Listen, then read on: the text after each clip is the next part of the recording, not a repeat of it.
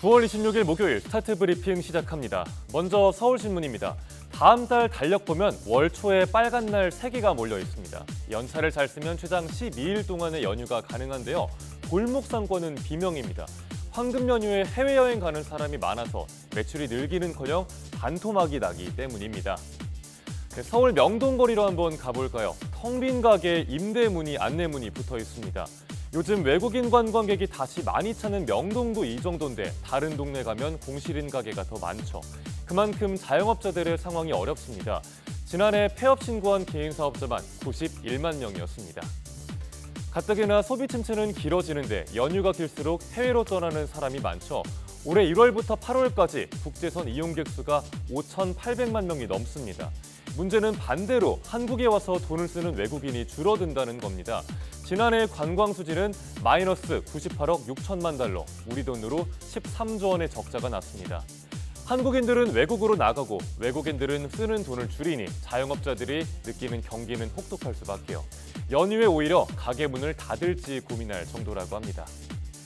정부는 임시 공휴일을 지정하면서 소비 진작 효과를 노렸죠. 하지만 여윳돈 자체가 줄어드는 상황이라서 효과가 크지 않다는 지적이 나옵니다.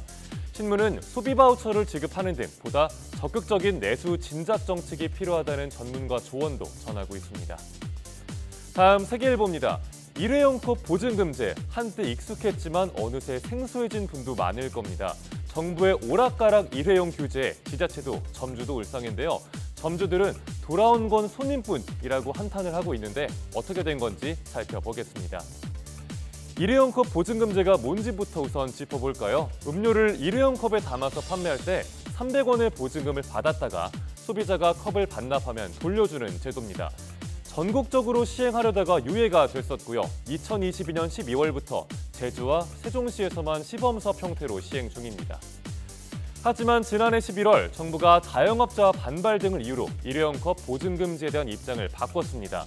지자체 자율에 맡긴다면서 사실상 전국 시행 계획을 접는 게 아니냐는 해석도 나왔고요. 이렇게 되자 제도 참여율과 컵 반환율도 뚝뚝 떨어지고 있습니다. 제주도는 매장 참여율이 97%에 달했는데 10개월 사이에 50%대로 떨어졌고요. 세종은 66%에서 37%로 떨어졌습니다. 보증금제를 시행한다고 하니까 손님들이 주문을 일괄 취소하고 나가는 걸 보고 참여하지 않겠다 한 가게도 있다고 합니다. 정부 정책이 이렇게 오락가락하면서 모두 혼란스러운 상황 속 아예 보증금제 차별을 접은 건데요. 이런 정부의 정책 변화가 환경 분야 선진국들의 흐름에 역행하는 거라고 신문은 짚고 있습니다. 다음 국민일보 보겠습니다. 톨패스라고 들어보셨나요? 경찰관이 관할 아파트 공동 현관을 자동으로 통과하는 출입 시스템인데요. 그런데 단지 내 경찰이 왜 들어오냐라면서 톨패스를 막는 일부 고급 아파트가 있다고 합니다. 톨패스는 신고 후에 빠른 현장 출동을 위한 골든타임을 확보하기 위해서 도입됐습니다.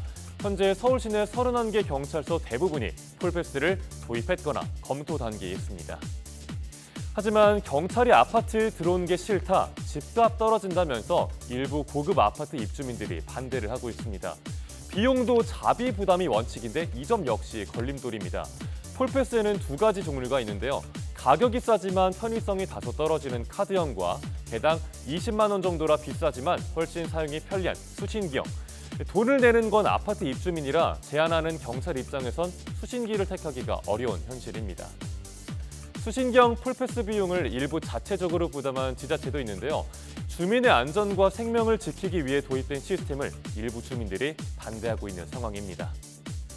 이어서 조선일보입니다. 학교폭력이 나날이 다양해지고 또 교묘해지고 있습니다. 빵 셔틀에 이은 킥보드 셔틀까지 나왔다고 하는데요. 이 외에도 여러 신종 수법이 있다는데 내용 살펴보겠습니다.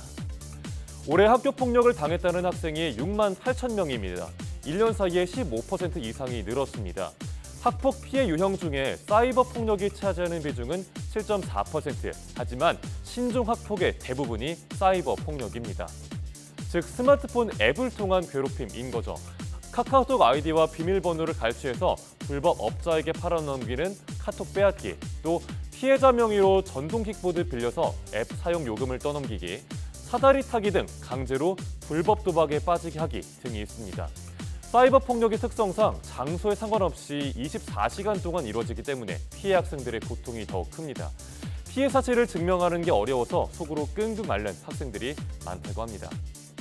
신종 사이버 폭력은 불법 도박이나 성매매 광고, 사기 등 못된 어른들의 범죄와 연루가 되기도 합니다. 어떤 종류든 절대 있어서는 안 될 학교 폭력, 피해 학생이 최대한 나오지 않도록 가정과 학교의 관심, 또 정부의 대책이 모두 필요해 보입니다. 마지막 한국일보입니다. 쇼트폼이 SNS와 유튜브를 넘어서 드라마 영역까지 진출했습니다. 일부 OTT는 쇼트폼 드라마 플랫폼을 따로 만들었고요. 크래프톤 같은 게임에서도 크게 투자할 정도로 눈독 들이는 분야라고 합니다. 쇼트폼 드라마는 보통 한 편당 2분 남짓, 총 60편 전후입니다. 다 봐도 그러니까 2시간 정도밖에 안 걸리는 겁니다. 세로 화면으로 보다가 화면을 위로 쓸어 올리면 바로 다음 화가 이어지는 쇼트폼 앱 문법 그대로입니다.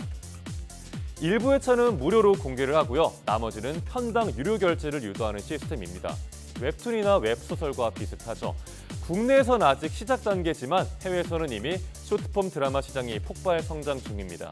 중국은 관련 시장 규모가 7조 원 정도고요. 미국, 일본 등 해외 진출까지 했습니다. 짧은 호흡과 극적인 전개를 활용하고 특히 젊은 여성을 주요 시청 타깃으로 한다고 하는데요. 기존 OTT와 소비층을 다르게 접근해서 새로운 시장을 창출할 걸로 예상된다고 신문은 분석했습니다. 9월 26일 아침 신문 살펴봤습니다. 지금까지 스타트 브리핑이었습니다.